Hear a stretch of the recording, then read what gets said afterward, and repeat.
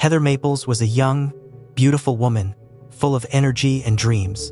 She had just begun her college journey, was settling into her job, and her future seemed wide open with promise. Her smile and laughter were incredibly contagious. She was always talking, radiating warmth and energy that lifted everyone around her. I am really sorry that I didn't send you anything yesterday. And I hope you slept good and that we can talk soon. Everything changed on August 7th, 2015, when Heather did not show up for work. Her cold body was found in her messy apartment, wearing only a crop top and no underwear. She was lying on the bed, half naked. It was a truly horrifying tragedy. The question we ask ourselves is, what kind of cruel person could mercilessly take Heather Maples' life? What the investigators found in that small apartment that day shocked and stunned even the most seasoned officers. The detectives faced an extremely difficult investigation. There were no clear traces, Heather had no enemies, and the motive was completely unclear. If not for one tiny detail, Heather Maples' case might have remained forever in the shadows, and her cold-blooded killer would still be freely walking outside the law. This is the most important conversation you had in your life. The only way your bloody fingerprint got there is your hand's bloody. And you had your hands on her while you were raping her. On a weekday morning, like any other at the real estate company in Murfreesboro, Tennessee, Kelsey Price, Heather's coworker and close friend, arrived at the office as usual. Heather often slept in and was frequently late, so her not being on time was nothing unusual. Kelsey called to wake Heather up for work, but Heather did not answer. The night before, Heather had gone to a bar with friends and had told Kelsey, "If I cannot get up tomorrow, come over and wake me, okay?" The two young women lived in the same apartment complex, just a short distance from work, so Kelsey was not too worried and ran over to Heather's place. The front door was unlocked. Kelsey pushed it open and stepped inside, seeing her friend lying face down on the bed, wearing only a crop top and no underwear. Thinking Heather had simply partied too hard the night before, Kelsey shook her and playfully slapped her leg to wake her up. Heather's leg was ice cold, making Kelsey scream in fear. She bolted outside and quickly called 911. Police arrived almost immediately. Detective Tommy Massey was one of the first people at the scene. The forensic team swept through every corner of the messy apartment, collecting evidence. Heather had been brutally beaten, tortured, raped, and murdered. Even more horrifying, her hair was soaked in blood, with blood spatter all over the walls. Detective Massey and his colleagues would later refer to this case as the worst nightmare of our careers. Heather Nicole Maples was born on August 23, 1992 in Ocala, Florida. Her mother jokingly called her the child of the storm because of Heather's energetic, strong-willed personality. In 2004, Heather's mother gave birth to her younger brother Ryan, who had severe developmental delays. From 7th grade onward, Heather spent nearly all her free time caring for him, teaching him to speak, walk, and eat. She loved her little brother unconditionally. At 22 years old, Heather decided to leave Texas and move to Murfreesboro, Tennessee, to study and build her future. Encouraged by an old classmate named Chaz, she started a new life and prepared to enroll in a psychology program. At first, she and Chaz were simply close platonic friends, but feelings quickly developed and they began dating. With Kelsey's help, Heather got a job right in the same apartment complex where the two women lived. Everything seemed to be going wonderfully until her relationship with Chaz fell apart, mainly because of his quick temper and violent behavior. When they broke up, an angry Chaz moved out. In early August 2015, Heather happily called her mother with good news. She had been accepted into the university she had always dreamed of. 1 week later, a horrifying tragedy struck. She was murdered. Her apartment door showed no signs of being forced or broken, so the person who killed Heather was very likely someone she knew and had willingly led inside. The key pieces of evidence that investigators collected were a strand of hair that did not belong to the victim, Mamble, unknown DNA, and most importantly, an extremely clear bloody fingerprint on the right side of the bed frame. Detective Massey said, even if someone had deliberately dipped their finger in ink and pressed it down, it still could not have been that clear. Heather's phone was locked. Kelsey was the one who helped unlock it and also the one who called Heather's mother with the news, believing that hearing it from someone close would hurt a little less. At first, all suspicion fell on Heather's ex-boyfriend, Chaz. He was known to be hot-tempered and extremely violent, so it was very possible that he had assaulted Heather and killed her. But soon, another man appeared, Michael. Michael tried to cross the crime scene tape to get into the apartment because he still had a key to Heather's place. How do you know Heather? I met her at the bar. This is going to be rude, but I got to ask it because that sometimes details are important, sometimes they're not. The first night you met her, did you have sex with her? I did not. I've never had any contact other than the hug. I've never even kissed her. So you've never had sex with her? That's ever. Okay. Michael explained, on the evening of August 6th, Heather had invited him over for dinner. After that, Heather went to the bar by herself. She called me at 11:40. So 11:40 she calls you? Yes. And she tells me that I need to come to the bar. She really needs me right now. There's people hitting on her and she's really upset. I was like, okay, I'll be there. At around 11:40 p.m., Heather called Michael, asking for help because a guy named Octavio was sexually harassing her and threatening to force himself on her. Michael came to pick her up, took Heather home. She orders biscuit, gravy, eggs, 2 eggs, sausage. And we sat. She was done. I drove her to her and dropped her in. She walked up the stairs and she was like, At about 2:30 in the morning on August 7th, unlocked the door for her because she was wearing a dress without pockets, and then he held on to her key and forgot to give it back. Footage from the bar's cameras and data from Heather's phone fully confirmed Michael's story. His DNA and fingerprints did not match the evidence, so Michael was removed from the list of suspects. Next, the police focused on a man named Octavio, the one who had harassed Heather at the bar that night. On Heather's phone, there was a text message she had sent to Octavio in the early morning hours, inviting him over to her place. What can you tell me about him? I don't know a whole lot about him. He seems like a very nice guy. He's funny. You got any idea why she would send you a picture of her and Octavio, why that's a big deal? I think she thinks they're pretty good friends. Okay.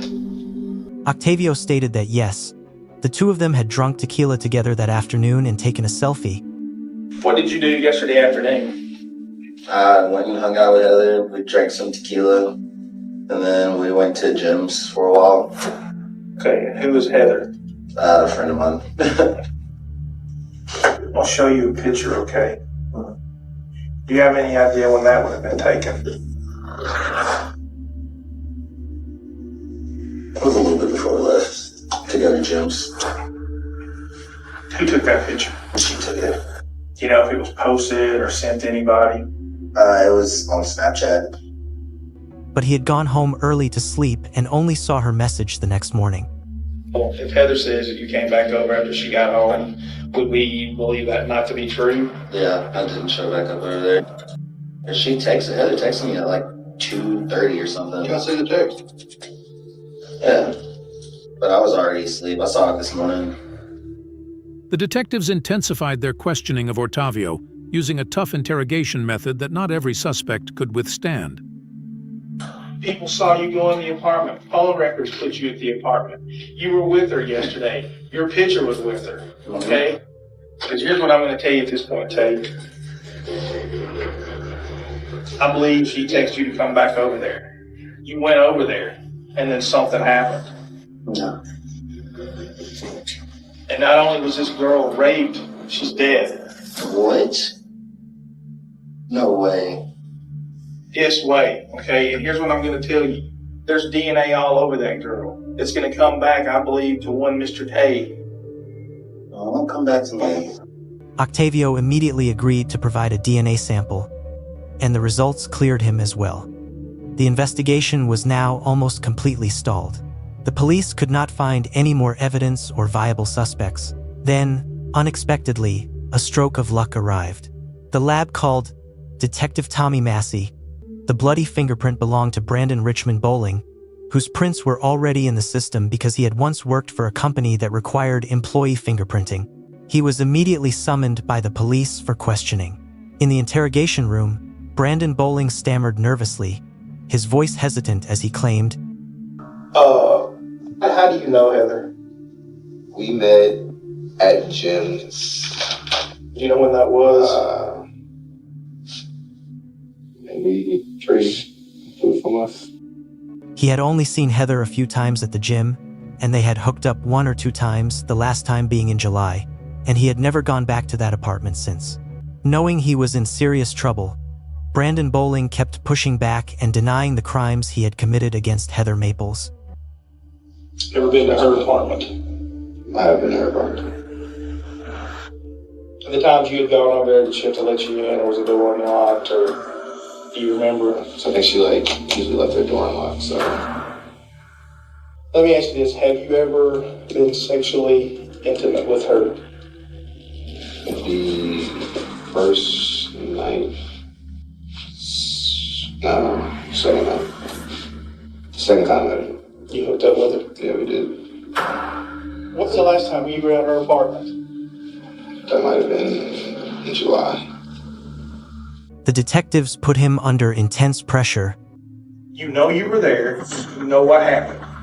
So now you need to tell me so that I can understand. I don't know I was there. I don't know I was there. That's the thing.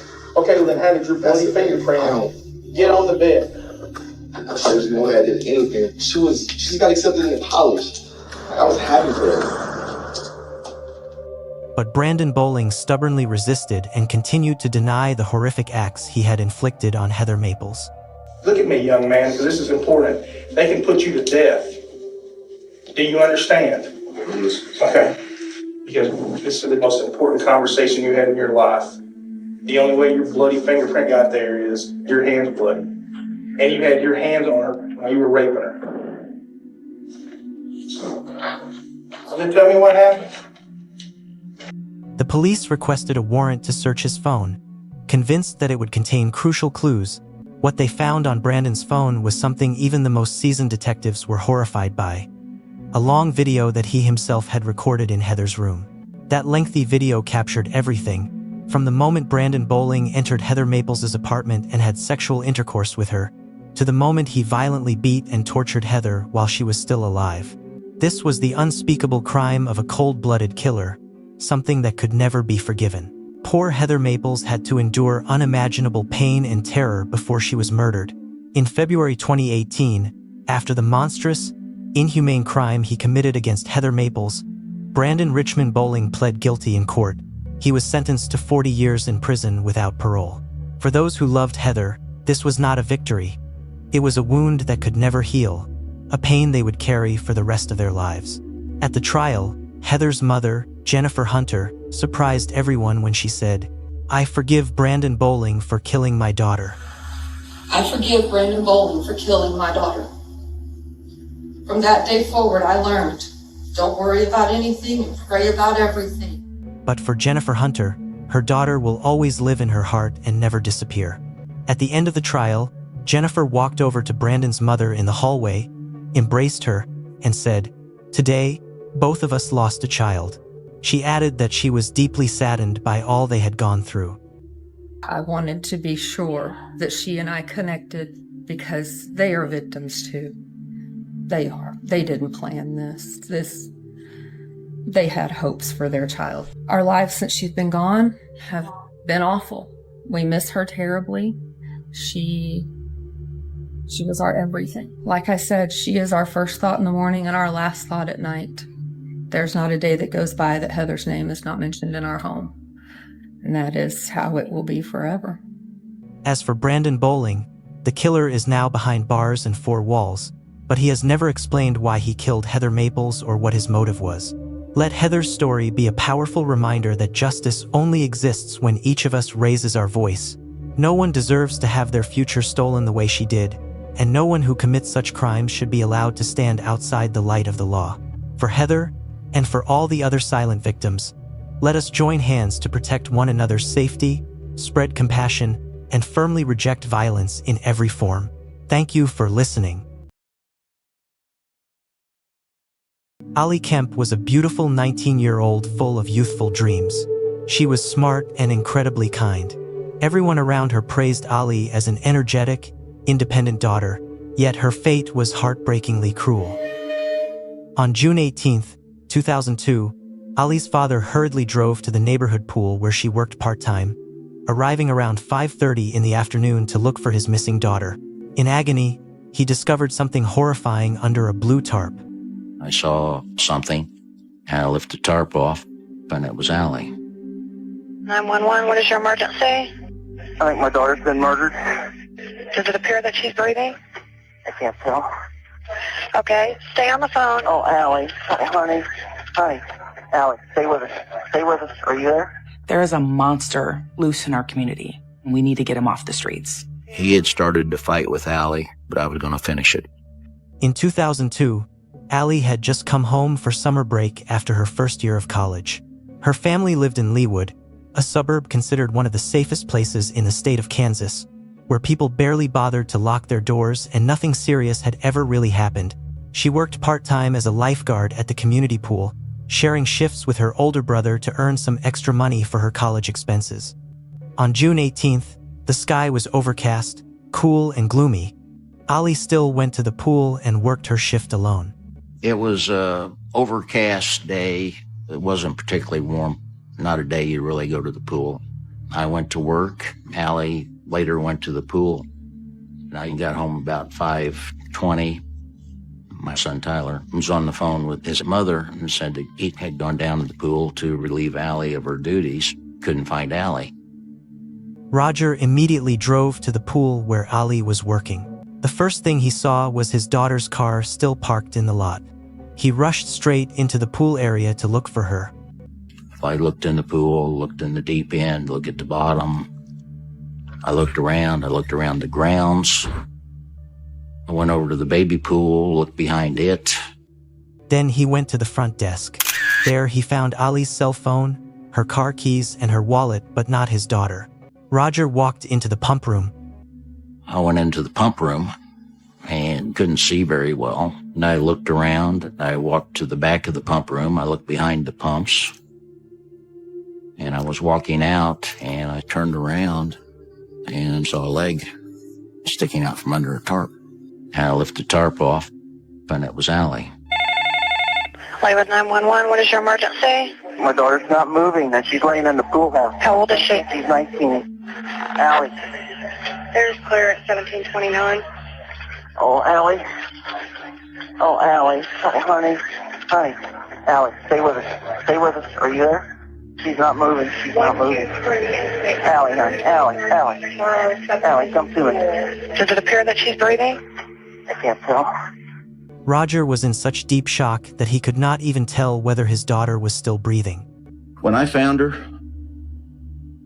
and I rolled her over, I couldn't believe how brutal it was.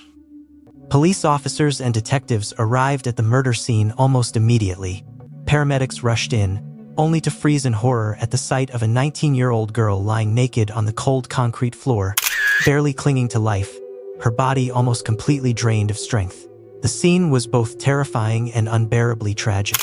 Ali was rushed to the hospital in critical condition.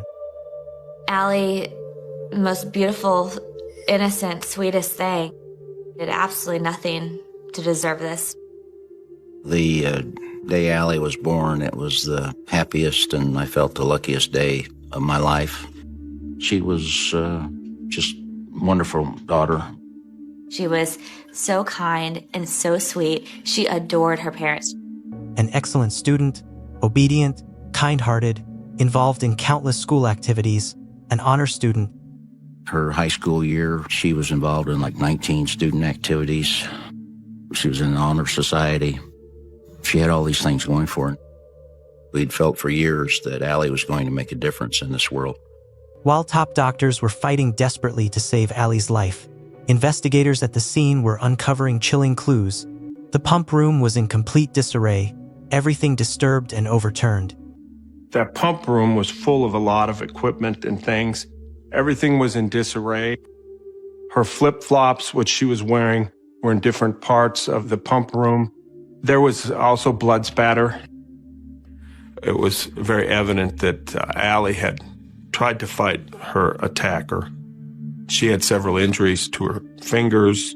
She had blunt force trauma to her face and the back of her head. We don't know by just looking at the blood stains.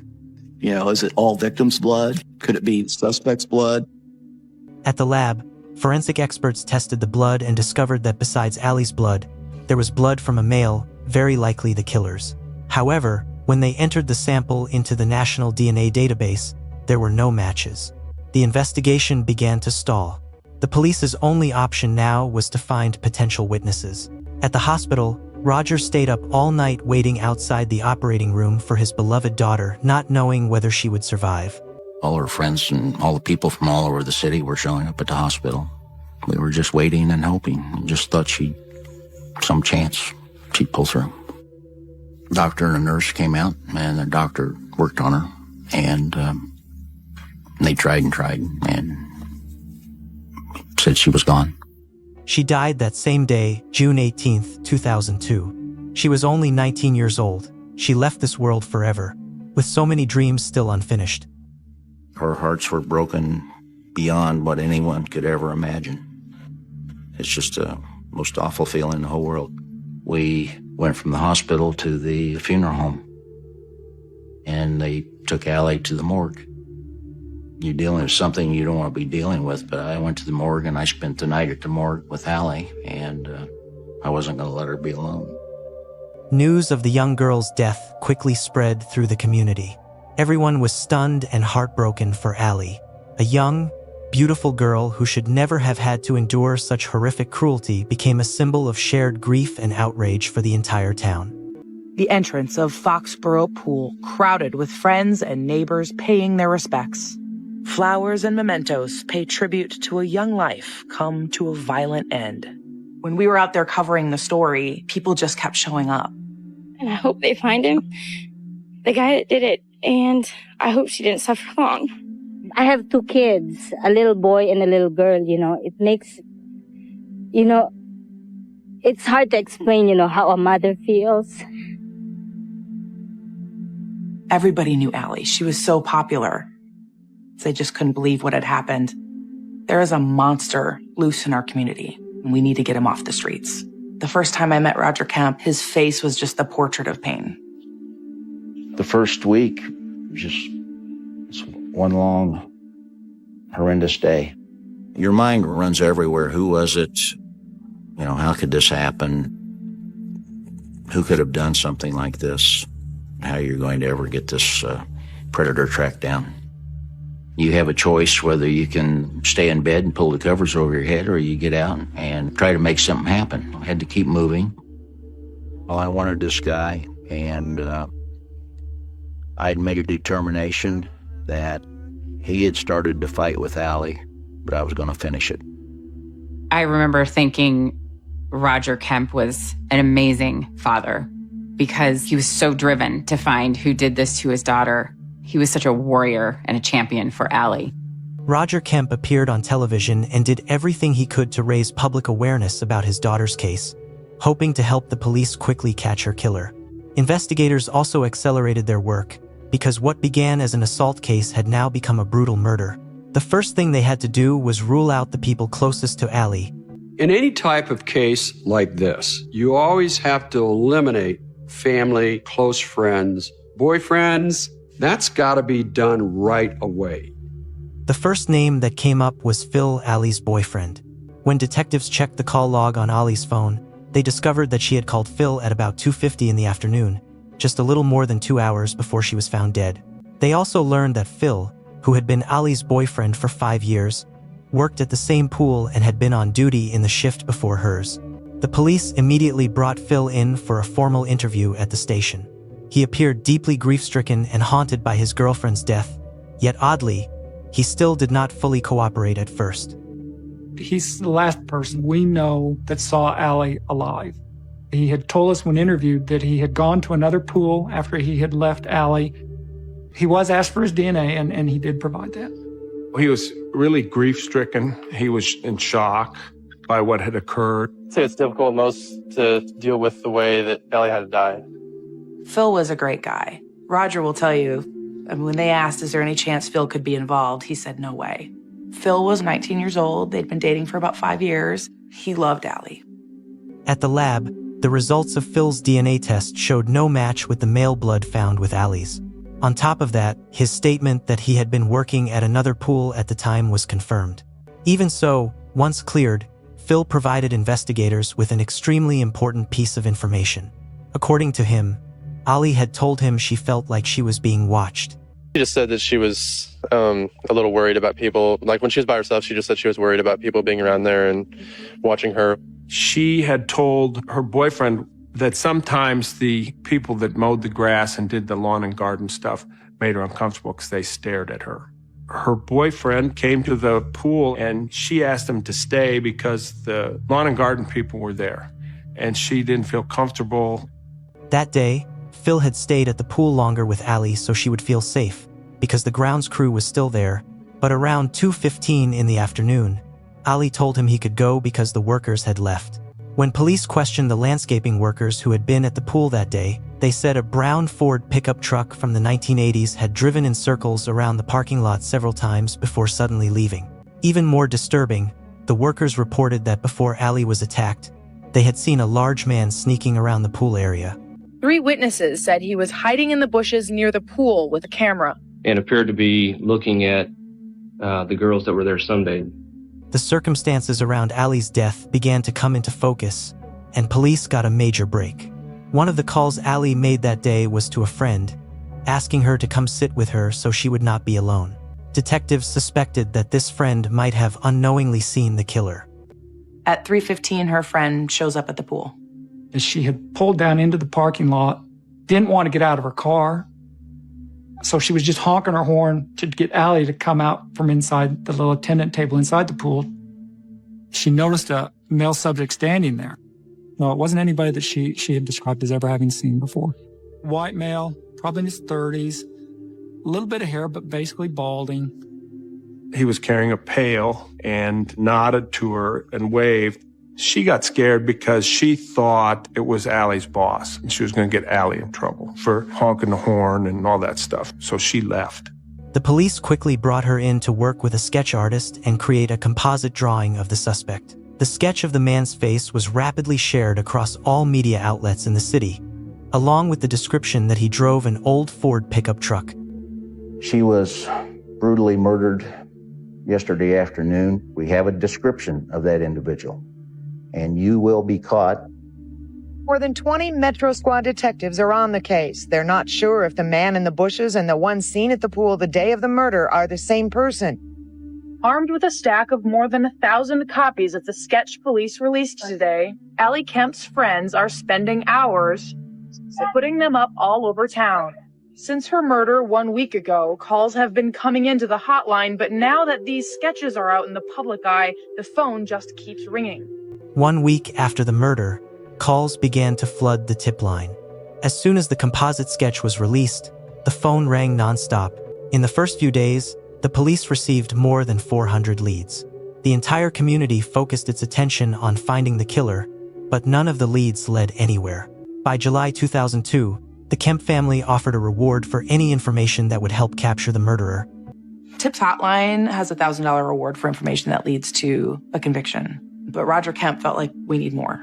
We need to get these tips coming in. And so he just kept raising more and more money. And eventually he raised $50,000.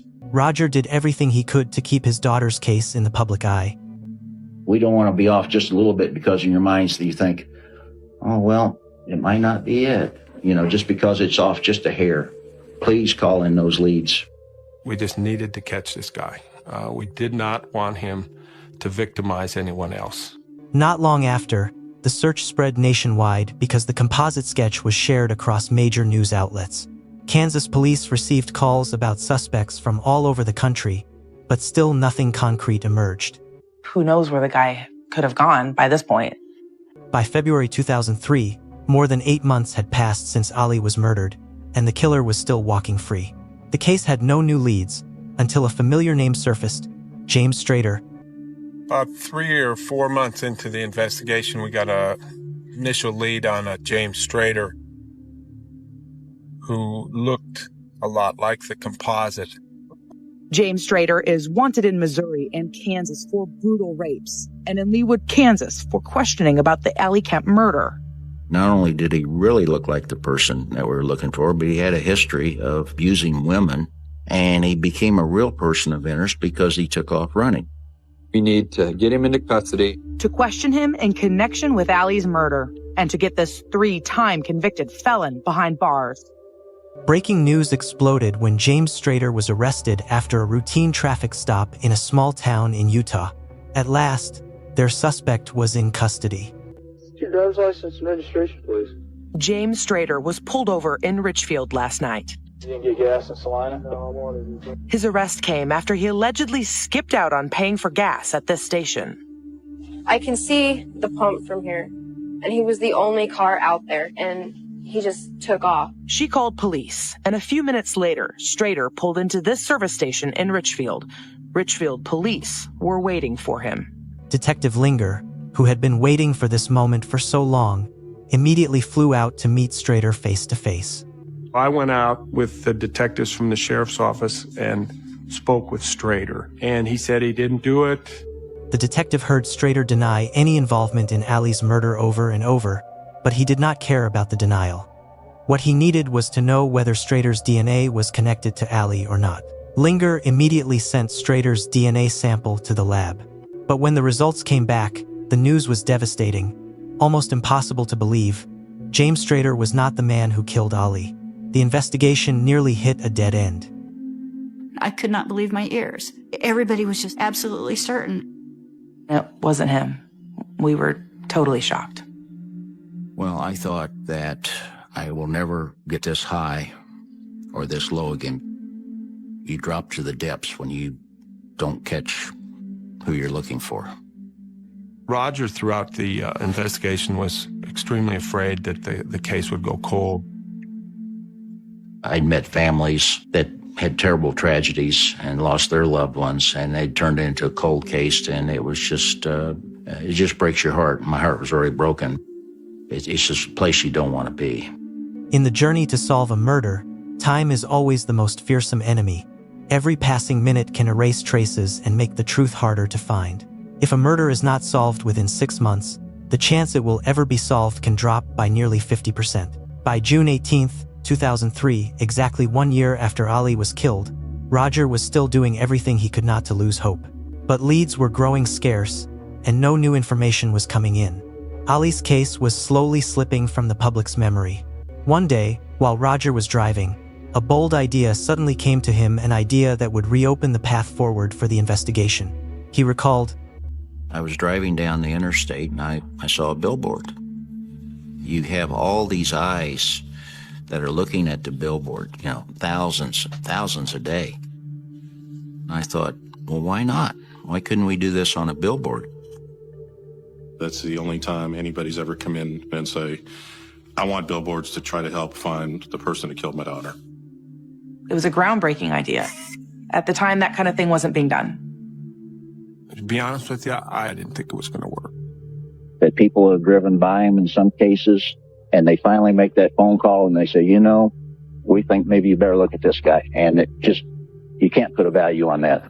I remember just feeling so sad passing those billboards on the highway and knowing he was still out there. But everyone was so hopeful that someone driving by would see it and it would just jog their memory just a little bit that they saw something.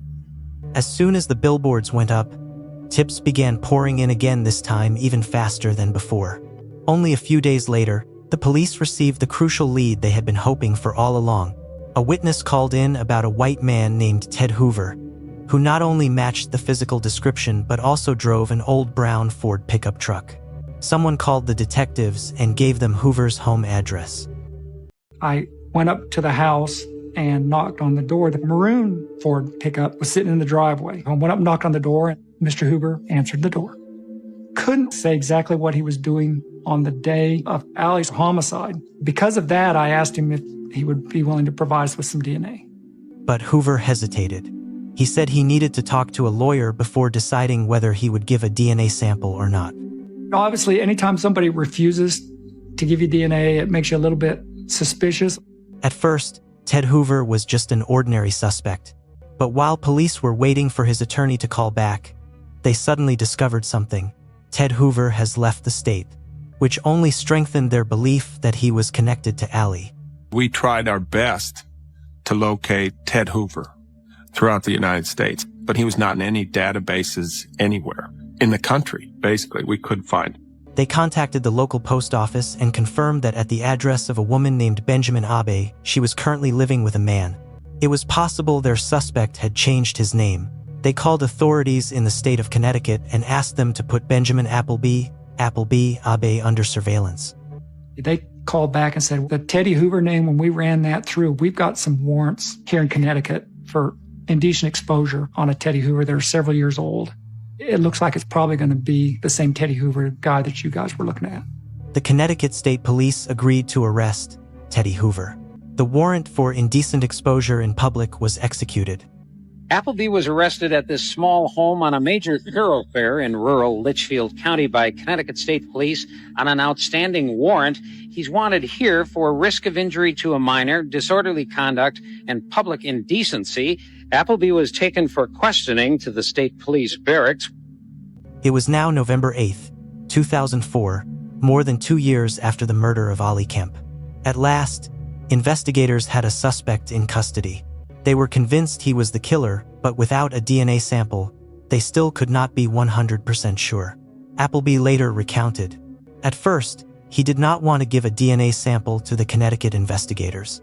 Mr. Appleby didn't want to give the DNA to the Connecticut detective.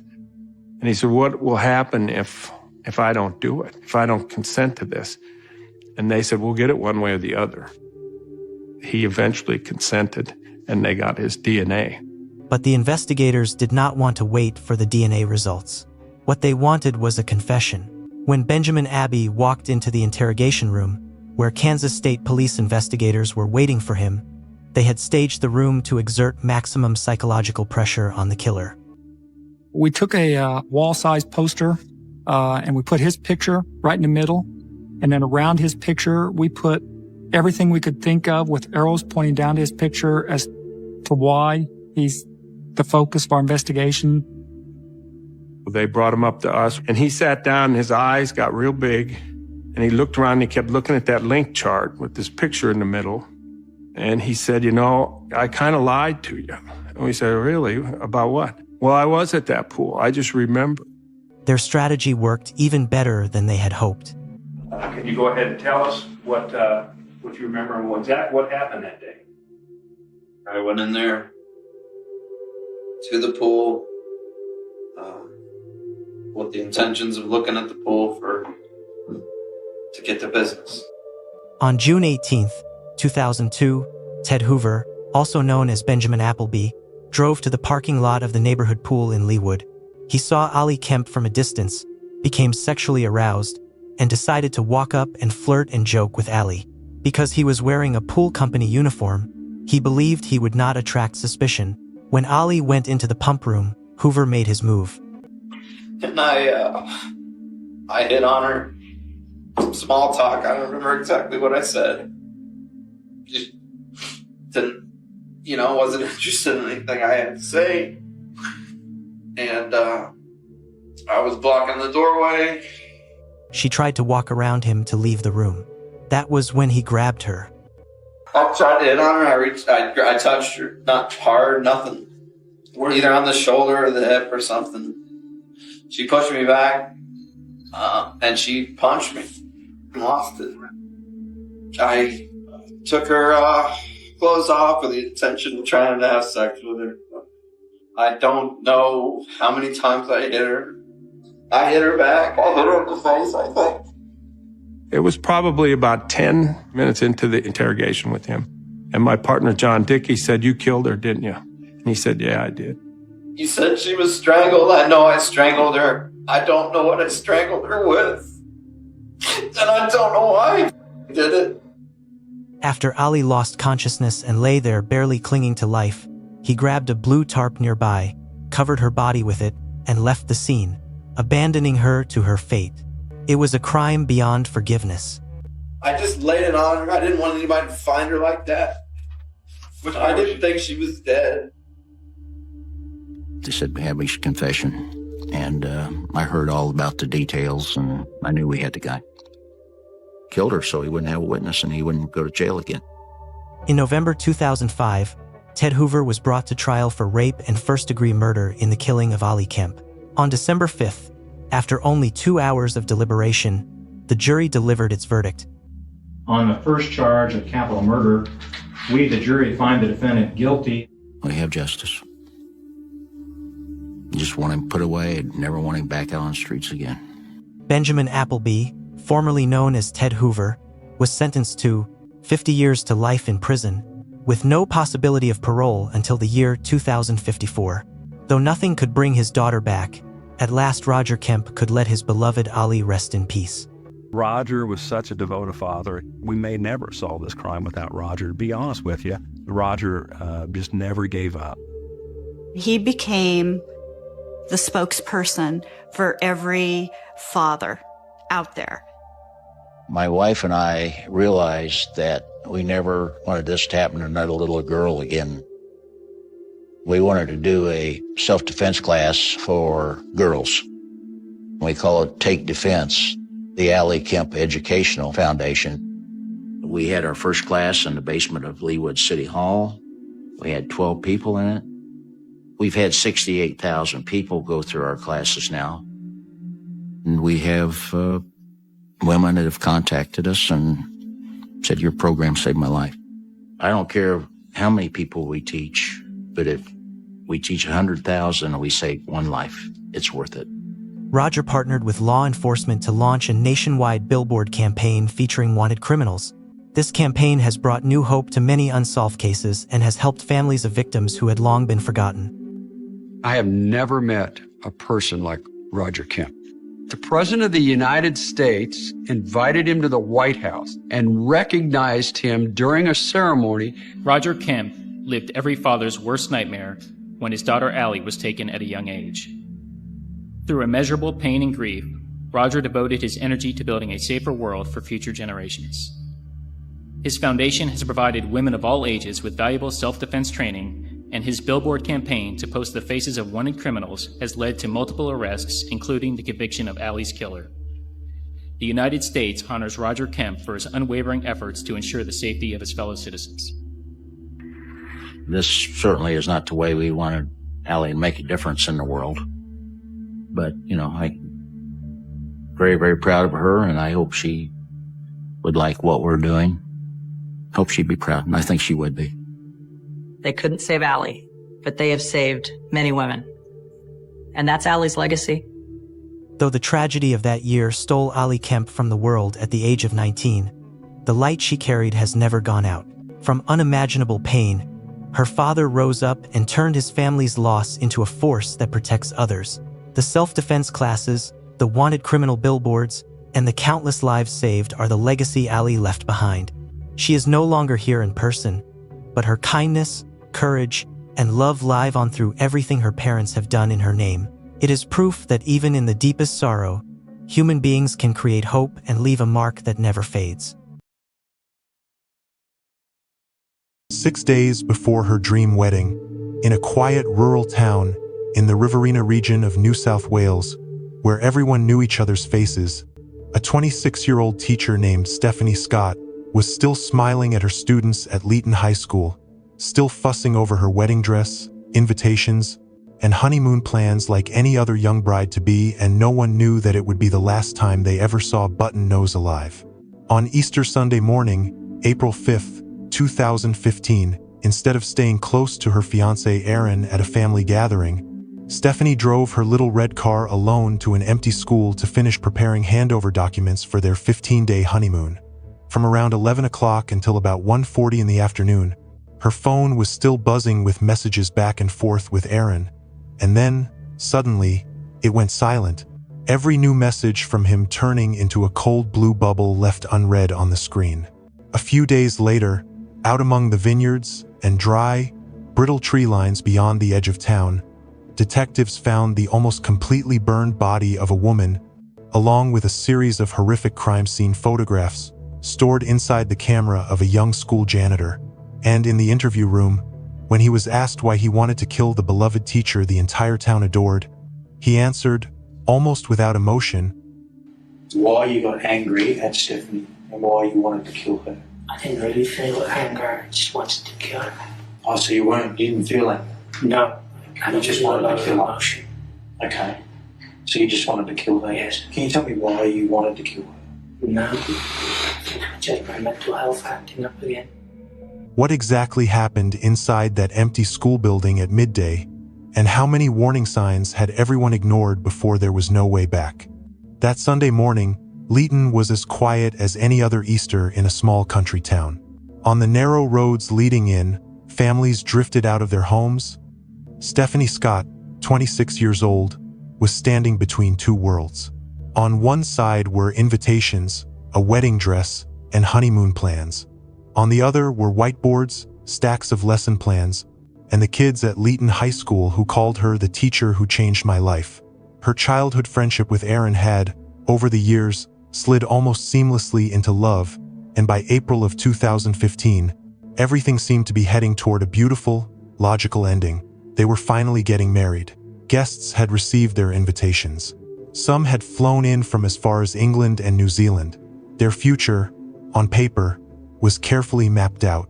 That morning, Aaron wanted her to stay home, to ride with him to a family gathering in a nearby town. He did not want her driving anywhere, did not want her doing any more work. But Stephanie, as everyone knew, was the kind of person who worried about others right up to the last possible moment. She insisted she needed to go to school, even on a Sunday, even though the whole area would be almost deserted, to finish preparing the handover materials for the teacher who would cover her classes during their 15-day honeymoon. To her, that was responsibility, the unfinished promise she owed her students. Aaron hesitated. As an ordinary man, he felt uneasy, but it was not sharp enough to call a premonition. A school, in his mind, was the safest place she could possibly be, especially in broad daylight. In the end, he gave in. They said goodbye with the small, mundane gestures of a couple about to be married. A rushed kiss, a quick hug, a few practical reminders about eating, resting, taking care of herself. Neither of them knew they were standing on the edge of a cliff. Around 11 o'clock that morning, Stephanie arrived at Leeton High School. The hallways were empty, the playground deserted, the staff room silent. She opened her laptop and began to work. From about 11 until roughly 1:40 in the afternoon, messages went steadily back and forth between her and Aaron. She told him a little about what she was doing. He replied with small questions, tiny fragments of everyday concern that he would later replay in his mind over and over, as if changing one sentence, one moment, might somehow have changed everything. Then, at about 1:40, the conversation stopped. The next message Aaron sent turned into a blue bubble and stayed that way. No delivered, no reply. At first, he did not panic. He knew she was exhausted from weeks of wedding preparations. He told himself she had probably misplaced her phone, or the battery had died, or she had fallen asleep over her work. Those maybes were still enough, in that moment, to soothe a man desperately trying to stay rational. Late that night, after the family gathering ended, Aaron went home and called Stephanie. Her phone was still off. He called friends. He called her family. No one knew where she was. No one said they had seen her after she went to school. By then, the vague unease in his chest had hardened into a very real, very loud fear. The next day, around 4 in the afternoon, after almost a full day with no contact at all, Aaron walked into the police station. The moment he reported his bride to be as missing was the moment he stepped into a narrative he could no longer control. In the eyes of the investigators, he shifted in an instant from fiancé to the last person to see the victim alive. And to the police, that label meant something very specific. The first hours of questioning revolved entirely around Aaron. They asked about the relationship, the wedding plans, money, any possible conflicts. The investigative checklist had no interest in dresses, invitations, or dreams. It was hunting for motive, fracture lines, cracks. But through it all, one thing stood out with painful clarity: the complete collapse of a man who had just lost the woman he was about to marry. His face, his eyes, the way he answered everything bore the marks of a grief that had not yet found its shape. Aaron's alibi held. Everyone at the family gathering confirmed his presence. The timeline matched. There was no gap where he could have driven to the school and back unnoticed. He was ruled out as a suspect, at least in the investigators' eyes, but his nightmare did not end there. Walking out of the interview room, he was no longer the man who needed to prove he had not hurt her. He was back to being the man whose future wife had vanished without a trace. Outside, the town of Leeton shifted into a state of quiet alarm. A Facebook post calling for help to find Stephanie was shared more than 1,600 times. Her gentle smile, the face of the young teacher, flooded phone screens and local news bulletins. In just a few hours, she was no longer Miss Stephanie of Leeton High School, but the missing woman of an entire community. And yet, one detail hung over the town like a weight. Somebody had pressed the power button on Stephanie's phone, and her little red car had disappeared from the school grounds. If the fiancé had a solid alibi, if there was no family rift, if she had not run away by choice, then the next question any seasoned investigator would ask is this: who could have approached her naturally, without raising suspicion, right there in the place that was supposed to be safest? And why, at least on paper, was no one admitting to having seen her at all that day? By the time the family's missing person post spread across Facebook, it was as if someone had switched off the sound in Leeton. Familiar faces around town began pairing the name Stephanie Scott with the words, missing person, a phrase no one had ever imagined they would have to use. But the most frightening silence was not on social media. It was sitting quietly inside the staff roster at Leeton High School for that particular Sunday. When detectives returned to the school, the first thing they did was not to tear through every classroom, but to re-examine something that looked harmless: the duty roster. On that schedule, only one cleaner was officially assigned to work on Easter Sunday. Yet, when they rechecked all statements, they realized that 2 janitors had been on campus that day. One was on the roster, the other had no reason to be there at all. In a homicide that takes place in a closed environment, any extra person is not a coincidence, it is a red flag. Right then, a teacher walked into the station of her own accord. She told officers that on that Sunday, she had been the one to drive Stephanie to the school. They walked in together through the empty corridors of Leeton High. Then the teacher left, leaving Stephanie alone in the staff room, focused on her work. That detail cut through the fog like a knife. On that day, the victim had definitely been inside the school. If every staff member insisted they had not seen her, then either someone was lying or someone was working very hard to distance themselves from the scene. From that testimony, police went back to the staff list. The first irregularity that jumped out was the second janitor. He had shown up despite not being on the schedule. Just dropped by for a bit, he said, the sort of casual explanation seasoned detectives have learned to treat as a warning sign. The picture grew darker when a supervisor recalled that around midday, she had seen Stephanie's red car parked outside. After about 2 in the afternoon, the car was gone. She also remembered seeing the off-roster janitor pushing large trash bins and hearing heavy dragging sounds somewhere behind the English staff area, noises that, in a world without murder, no one would have bothered to question. Out of those scattered fragments, a name surfaced: Vincent Stanford, a 24-year-old school janitor. To the community, he was almost invisible, a quiet young man who mopped bathrooms and gathered trash after the students went home. To the investigators, he was something else entirely. The man who was there when he should not have been, during the narrow window when a bride-to-be vanished.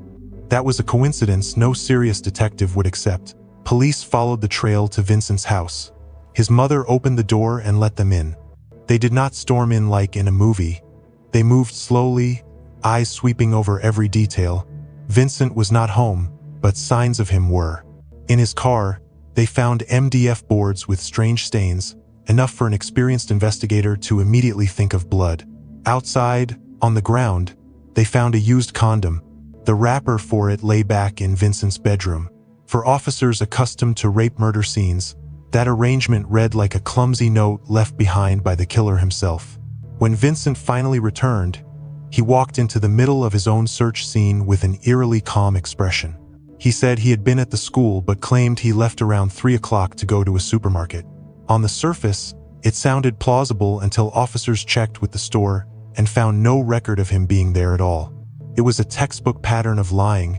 Build an alibi around a busy public place, assuming no one will actually verify, and forget that cameras, receipts, and transaction logs now serve as silent witnesses. The fatal blow to his story, however, came from a detail that seemed trivial. When asked what he had done that afternoon, Vincent said he went out taking photos and pointed to a camera resting on a chair. An investigator turned it on and scrolled through the images. There were no landscapes, no vineyards.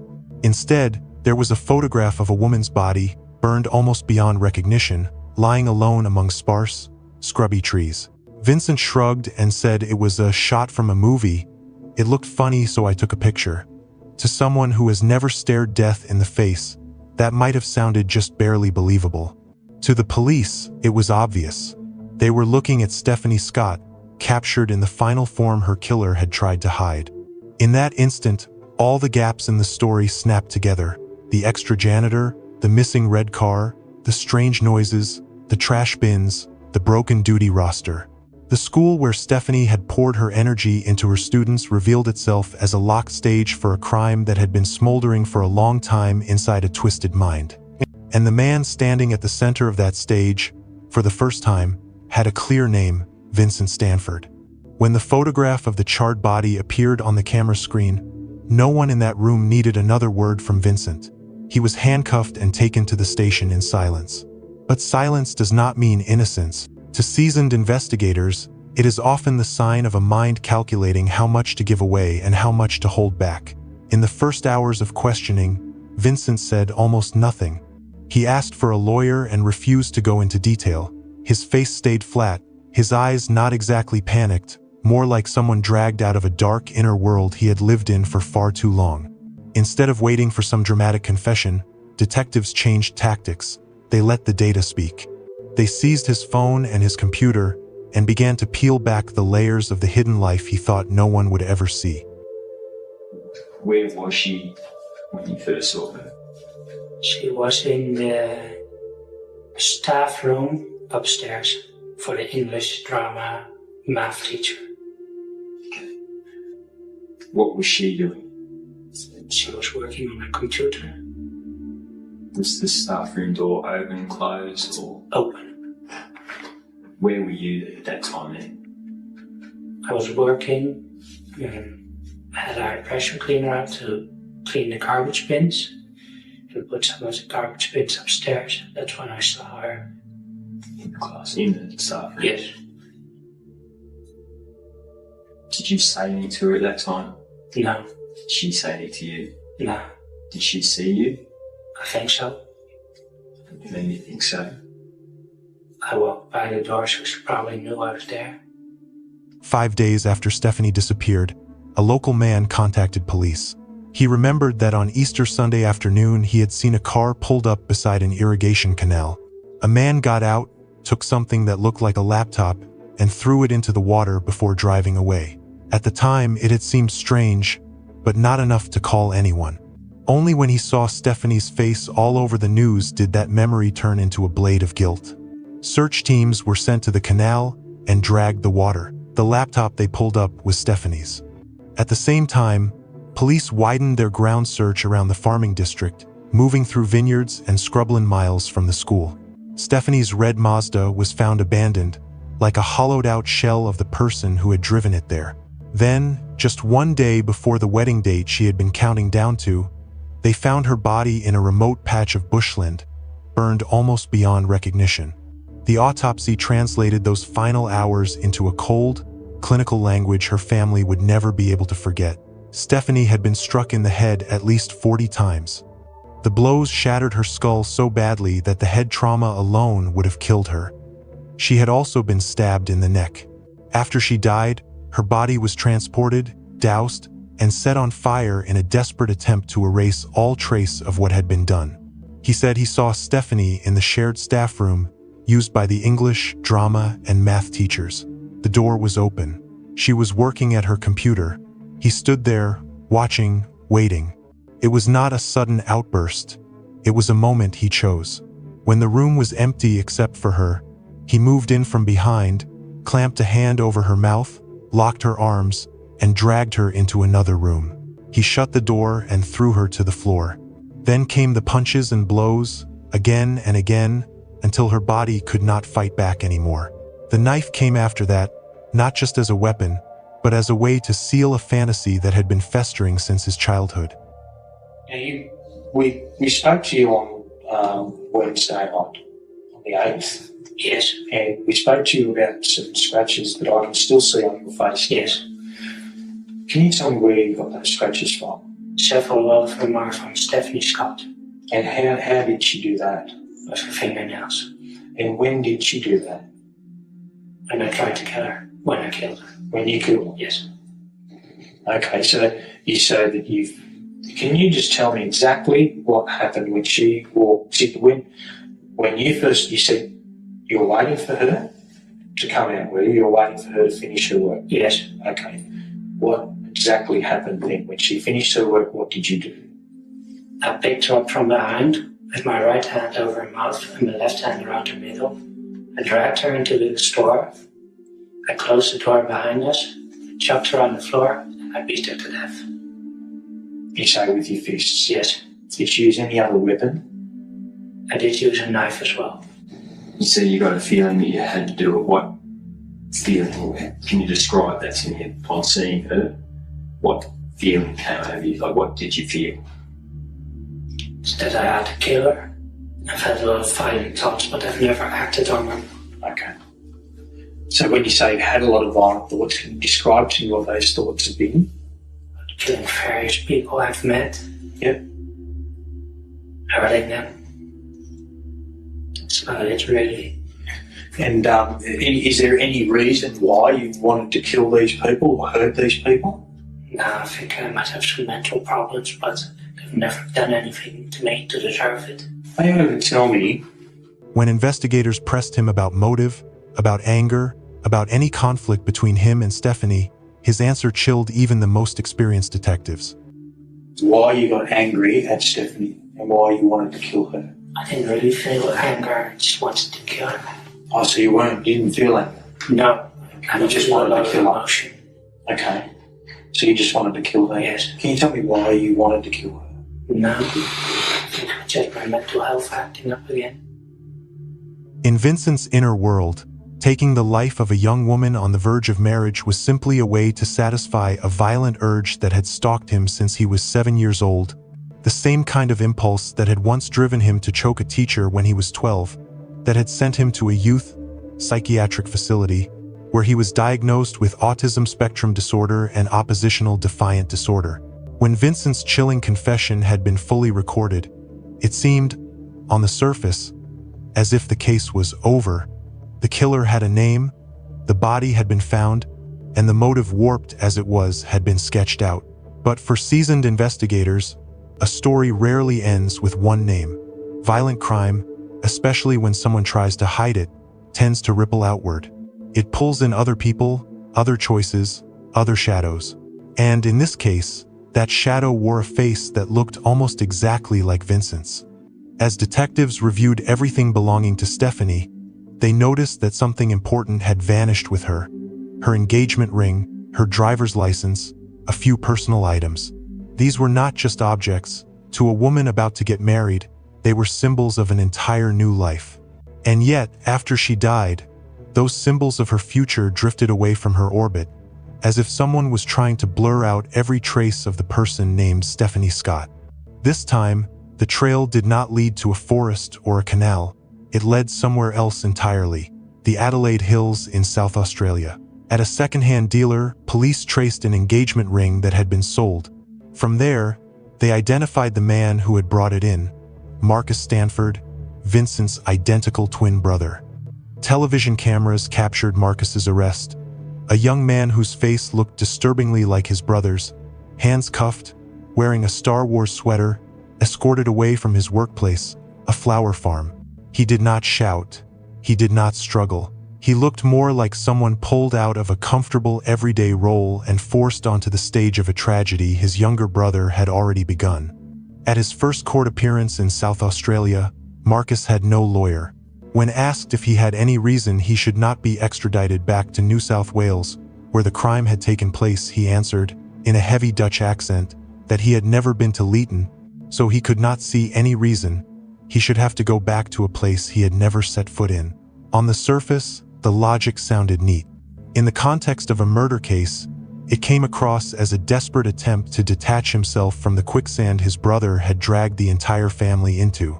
Investigators found that Marcus had received Stephanie's engagement ring and driver's license from Vincent. He sold the ring. He burned the license. There was no evidence he had wielded a knife, and no camera ever picked him up at the school that day. But the chain of actions accepting the items, converting them into cash, destroying identification was a clear form of complicity in the effort to wipe away the killer's tracks. In legal terms, it was accessory after the fact to murder. In moral terms, it was a heartbreaking answer to a simple question. When you stand between justice for a stranger and loyalty to your own blood, whom do you choose? With Vincent, the court ordered a full psychiatric evaluation. The result was blunt: he was fit to stand trial. Everything he had done, choosing a time when the school was empty, attacking, killing, photographing the body, transporting and burning it, dumping the laptop in the canal, sending items to his brother, showed clear planning and awareness. In early 2016, instead of dragging the proceedings out, Vincent pleaded guilty to the murder and rape of Stephanie Scott. Marcus's path was different.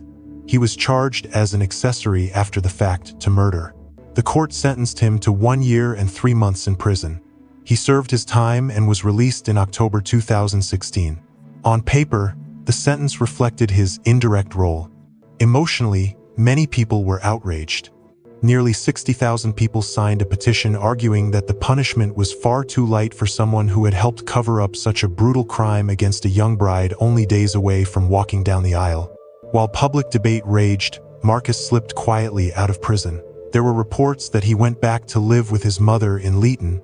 In another moment, after serving his short sentence, Marcus appeared on camera and apologized for the stupid thing he had done. For him, it might have been a mistake. For Stephanie's family, I just want to say sorry for what I've done, and for the hurt I caused the family. And, it's out for now. I hope I won't cause any more trouble. I did a really stupid thing, and unfortunately, I can't take it back. But the townspeople would not accept his presence. To them, he was not just the killer's brother. He was the man who had held Stephanie's engagement ring, the symbol of her love, and sold it like a piece of dead jewelry. After that, no one truly knew where he lived or what he did.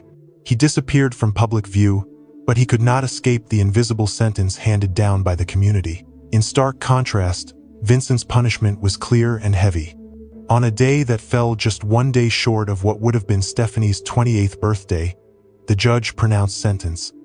I am satisfied that this is a case of murder that clearly falls within the worst category. Mr. Stanford, would you stand up, please? For the aggravated sexual assault and the murder of Stephanie Claire Scott, you are convicted. Both of the sentence I impose will take effect from the 8th of April 2015. For the aggravated sexual assault, you are sentenced to imprisonment for 15 years. I decline to nominate a proportion of that sentence as a non-parole period, as there is no utility in doing so. For the murder of Stephanie Scott, you are sentenced to imprisonment for life. Vincent would spend the rest of his life behind bars. The court called this case one of the worst category of crimes.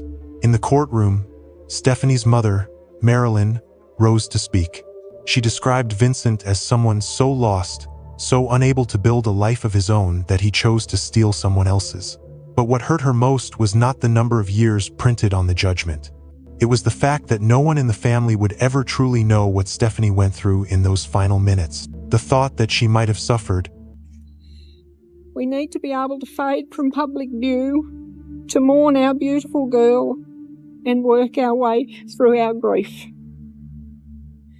We will not be answering any questions, participating in any interviews, or any programs in the future. Tomorrow we begin to celebrate Stephanie's too short, amazing life. This should be her 28th birthday, the second one we celebrate without her. We will be having a cup of tea and a mint slice biscuit at 3. So please join us. Thank you. the twin brother having served a short term, the file closed. But on a deeper level, a quiet question still hung in the air. Has justice really been done when a family must go on living with an unspeakable image in their minds, and a small town must somehow move past the memory of a teacher murdered in the very place meant to prepare children for the future? And when darkness does not only sit in the hands that struck the blows, but also in the hands that turned away and burned the fragments of truth, what, exactly, should we call that kind of crime? On the day Vincent was sentenced to life in prison, there was no applause in the courtroom, no cheers of relief. There were only a few stifled sobs and tissues being twisted over and over in the hands of people who had loved Stephanie. On paper, the story was closed. The killer had received the heaviest possible sentence, and the justice system had done its job. But outside the courthouse, the lives of those left behind were just beginning a different kind of sentence, the kind called learning how to live without her. I cannot answer for you whether a life sentence is enough for what happened in that staff room on Easter Sunday. I cannot tell you whether, in your own life, you have ever seen a lighter version of Vincent, a disturbing stare that lingered too long, a comment that made your skin crawl and looked away because you did not want trouble. In one interview, Stephanie's family put it in simple words: "We can learn how to keep living, but we will never learn how to accept what happened to her." If this story makes you think of someone you love, share it. Tell it again, so they understand that vigilance is also a form of love. And if you want to keep walking with me through real cases like this, not for thrills, but to understand the darkness people are capable of, and how to better protect yourself and those you care about, subscribe to the channel, and we will meet again in the next case. A talented female law student in Macon, Georgia, Lauren Giddings, suddenly vanished right before moving day. Her apartment was locked, her belongings untouched, but she herself was completely missing. When police traced the smell of decomposition near the building, they found the upper half of Lauren's naked body in a black trash bag.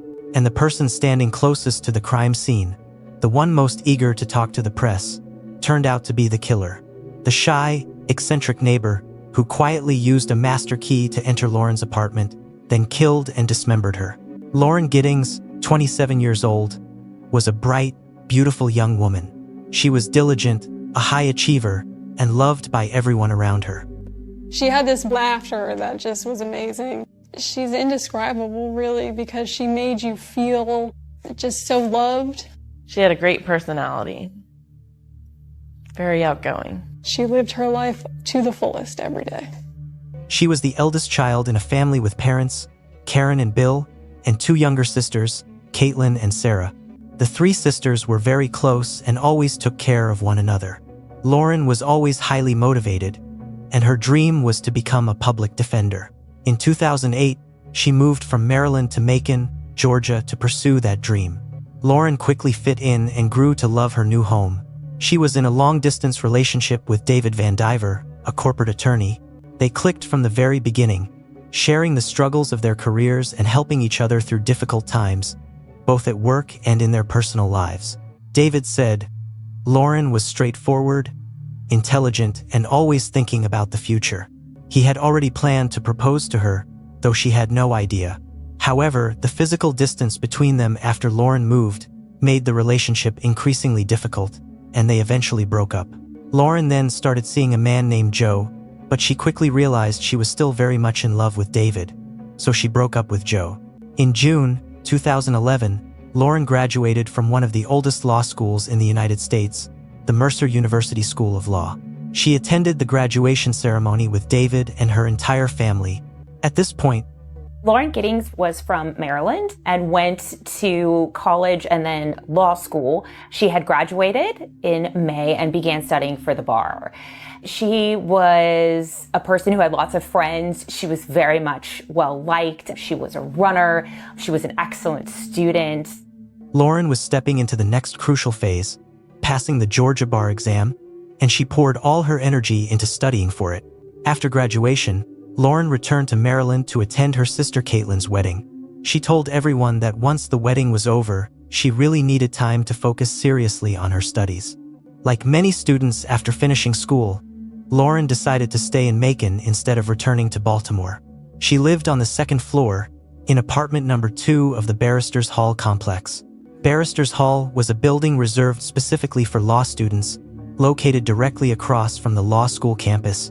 But when she returned to her apartment, a place that had once felt safe and peaceful, Lauren began to feel that something was changing. She confided in her sister about something she couldn't prove and knew would sound strange, but she truly believed it was happening. She felt like her belongings were being moved around, as if someone had been sneaking into her apartment. Every time she left and came back, she sensed an odd atmosphere she couldn't explain. She had the feeling that someone was watching her, yet there were no signs of forced entry or break-ins, so she had no idea how it could be happening.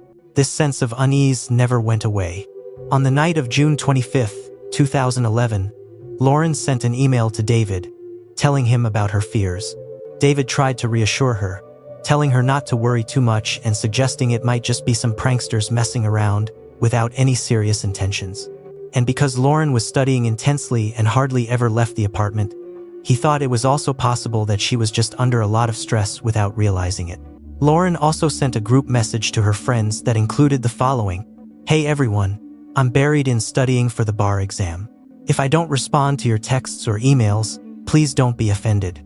In the days that followed, aside from going to church and occasionally exercising, she did almost nothing but sit in her room and study.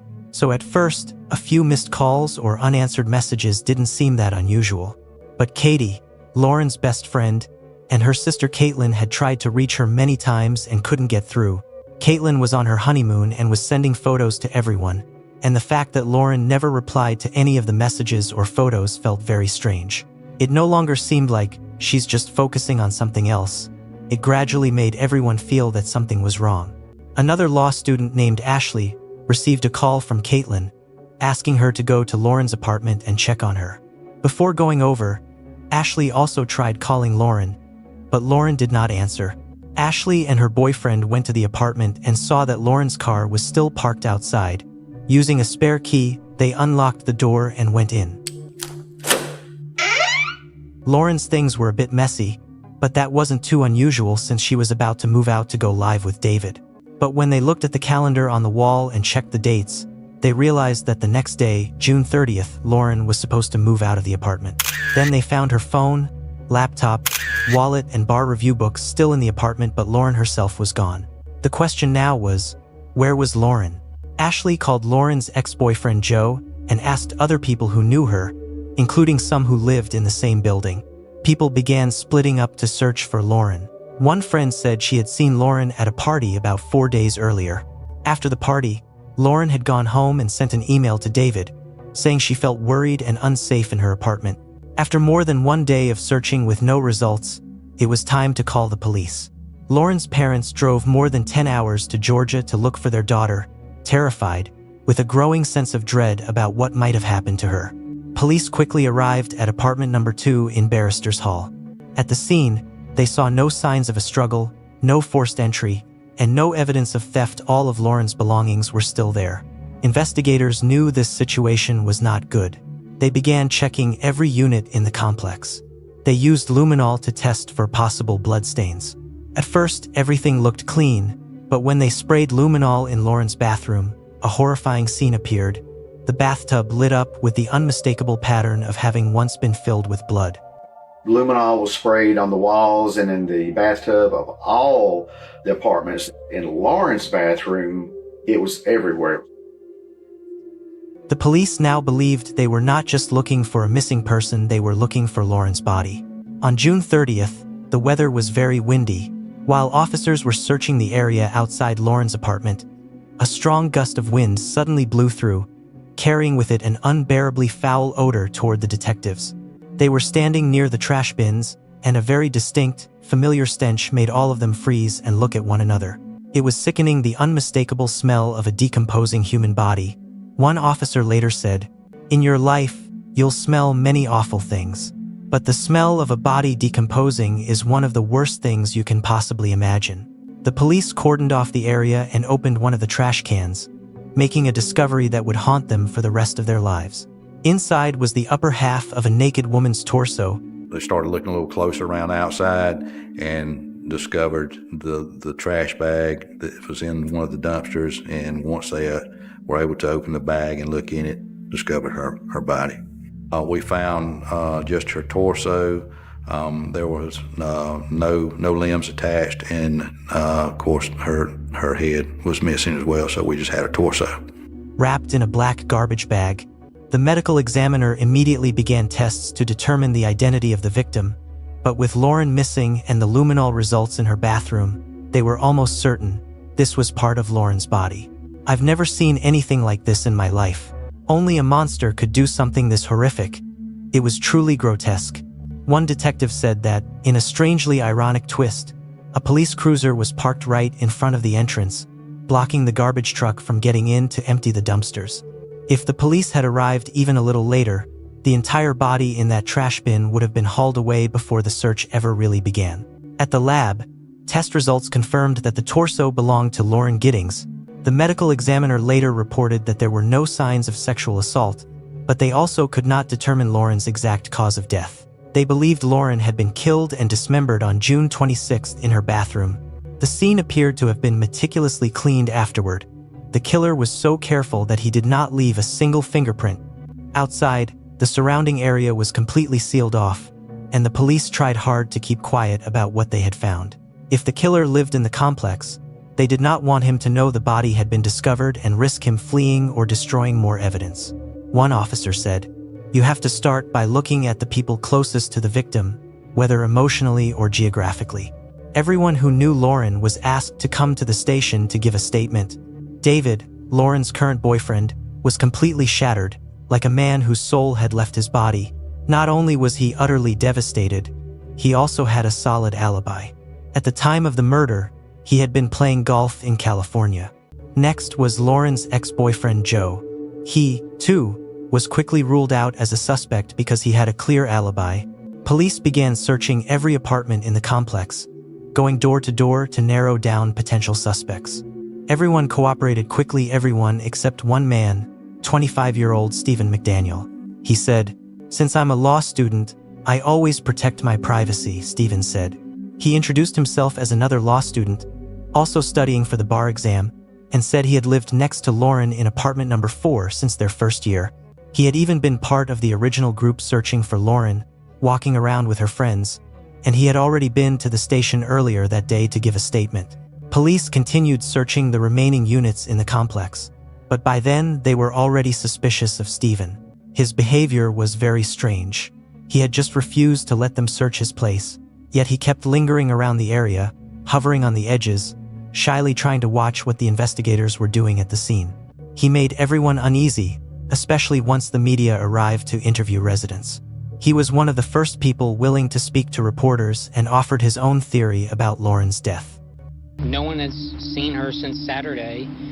I mean, the last time anyone heard from her was an email that she sent out, and no one's heard from her since. Did you see her hang out with anyone at the time, anything like that?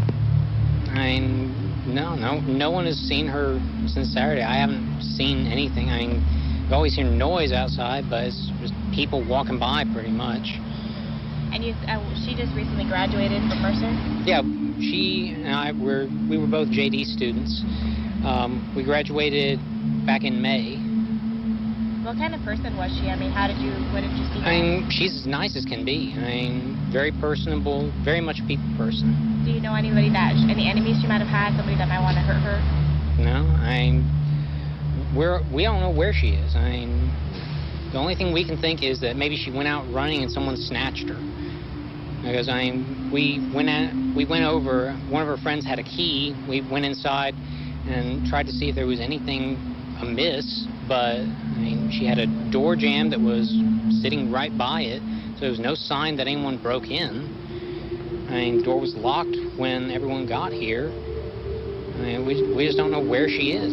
What about in the parking lot area? I know they've been doing a lot of. I think that's where they have recovered the body or whatever they recovered from there.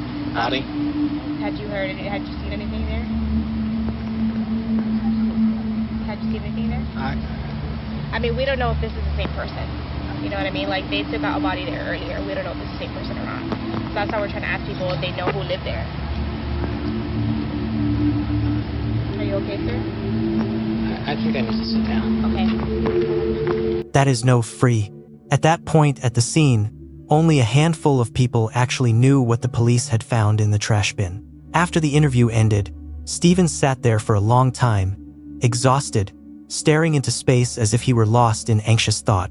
She was as nice person as there is.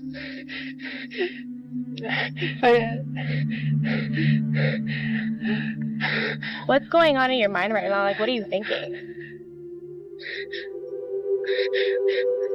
Why would anyone do this? She didn't hear anything. No. Didn't see anybody. I just heard something. Maybe I could have helped. It's okay, don't worry. Do you want to sit down for a second? A few hours later, Stephen finally allowed the police to search his apartment. Police were stunned to discover that he had stockpiled a huge amount of energy drinks, food, and all kinds of different weapons. Searching through the drawers, they found various random items, including condoms. When officers picked them up, Stephen muttered that he was still a virgin and was saving himself for marriage. His behavior was extremely bizarre, and when police asked why he had condoms, he mumbled that he had snuck into 2 neighboring apartments and casually stolen them. With his own admission that he had broken into other people's homes just a few steps from where Lauren lived, officers immediately arrested Stephen for theft and brought him to the station for further questioning. Officer Min stated that a team of cadaver dogs had volunteered to help search for the remaining parts of Lauren Gittings's body. Her neighbor, 25-year-old Stephen McDaniel, was still being held on theft charges that were technically unrelated to the murder case. Police continued gathering statements from students and neighbors in what they described as a meticulous, slow, and highly detailed process. In the interrogation room, Stephen did not provide any new information. He was completely silent. All right. I just got to ask you a few more questions. Okay. You came down earlier tonight, me and you talked, all right? You don't have any weapons on you, do you? No. That's just you are. What's wrong? You know Detective Patterson, right? Yes. Do you remember? Put your hand up here. You remember us talking? I need you to know about this girl right here. You know her? Yes. Who is that? Lauren Gittings. Does she live next door to you? Yes. Okay. Look at me when you talk to me, son. Okay? Was you friends with her? Yes. I'm asking you for help. I need your help. Can you help me? I don't know. You don't know if you can help me? Yes. I need your help. Help me out. Tell me what to do. What do you think happened to her?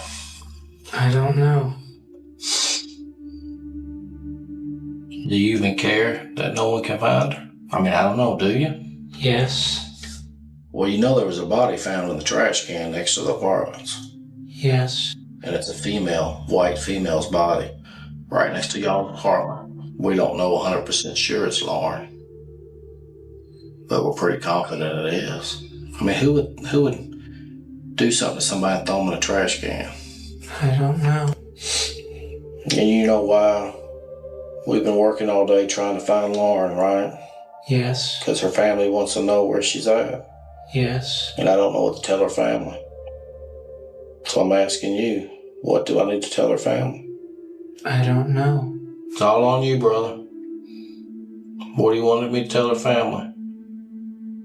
Huh? I don't know. Well, I need to know. You got your ass on that fucking news and stood out there and gave a media report that her mother saw. You sure stood out there and ran your mouth to the news media, but now you're gonna get out here and you don't fucking know. You're just a sorry piece of shit that don't give a fuck. Why would you not be honest with me? I am being honest. Stephen, it just doesn't feel like it, buddy. You know, I get the sense that there's something weighing heavy on your heart right now. Stephen, did you hurt Lauren? No. What'd you do, buddy? I didn't do anything. What'd you do to Lauren? I didn't do anything. You're gonna look at this right here, this little girl right here, and you're gonna say you don't know? I know you know. I don't know. Yes, you know. What are you going to say tomorrow when I say we got your hair with the body? I believe that you're a good guy. You've been picked on. Girls didn't show you the respect that you deserved. You did something stupid. And I believe you feel bad about it. And that's why you're all freaked out right now. We want you to tell it so that way people understand you're not a monster. Things just, you got out of control. It's a sickness. Why'd you do it, Stephen? I didn't do it. Stephen, why are you going to keep telling that? You hurt that girl. No, I didn't. Yes, you did, Stephen.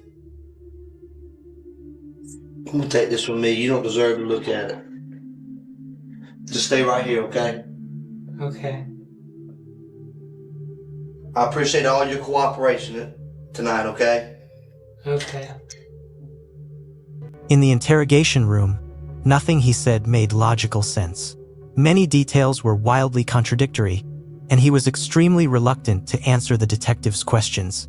Mostly, he only replied yes, no, or I don't know. Every word, gesture, and movement from Stephen was deeply strange. Officers said they had never seen anyone react like this in an interrogation room. He sat almost completely motionless the entire time, barely moving his body at all, to the point where investigators had to remind him to look them in the eye when he answered. When the tape was played at high speed, his stillness appeared even more eerie, in stark contrast to the natural movements of the officers walking around, turning, coming in and out of the room. Even when detectives left the room, Stephen remained in the exact same position, staring straight ahead. His constant repetition of no and I don't know started to make Detective Patterson lose his patience. In his mind, there was no longer any doubt. This was the man who had killed Lauren. But by then, it was already past midnight, and they still hadn't gotten any useful lead from him. Stephen also stated that he had 2 scratches just above his hip. With just a quick glance, the detectives could tell those scratches were very recent. He did have a scratch on his chest right below his sternum that night that he told me was a spider bite. Well, it didn't look like a spider bite to me. Police kept aggressively tearing through his apartment, searching for more traces and clues. They discovered that he had somehow gotten hold of a master key that could open every single unit in the building. They found the empty box for a hacksaw and several USB drives, which were later confirmed to contain extremely depraved child pornography images and videos. More disturbingly, he had in his possession both the master key and a key to her apartment. He had a flash drive that belonged to her that contained hundreds of her personal photos. His computer history showed an interest in her Facebook and LinkedIn pages, and sometimes would be searching for images of her around the same time that he was looking up violent pornography. Of course, we found, her underwear in his apartment. It was all utterly terrifying, and given the sheer number of times he had searched for Lauren's name, it was clear he had been targeting her for a long time. One of his final searches was for the garbage collection schedule in the city of Macon. Everything he had done was truly sick and disgusting. In the interrogation room, he remained stubborn and refused to reveal anything more. It's all over anyways. The game's over. I mean, we know what you did to her, so we just want to know if you were going to tell us or not. I didn't do anything. Well, that's what you say. But we know different, so you're fucked either way. So you can sit there with that dumb look on your face, but it's over. I don't know what you want me to say. I want you to say nothing. You're fucked either way. Thought you were smarter than everybody. Somebody always leaves something in a crime scene. You fucked up. At first I didn't really believe you had anything to do with it. I said, man, it couldn't have been him. He used to work down the DA's office with us. He's a good guy. He used to help us out. Friendly guy and everything. Couldn't be him. He couldn't have done something like that. The sad thing about it is you probably could have made something with your life. But you chose a different route because, 1, you don't have a girlfriend, and 2, you're never going to get a girlfriend. A hacksaw was found in the maintenance shed, which was locked off with a key that we later found in Stephen McDaniel's apartment. That hacksaw that we found did have Lauren's DNA, blood, and tissue on that We also found packaging where it was bought, and we found receipts where it was bought from Walmart. It was the same package in Stephen McDaniel's apartment. He was the one who had brutally murdered Lauren. But why did he kill her? Let's find out the answer together in the next part.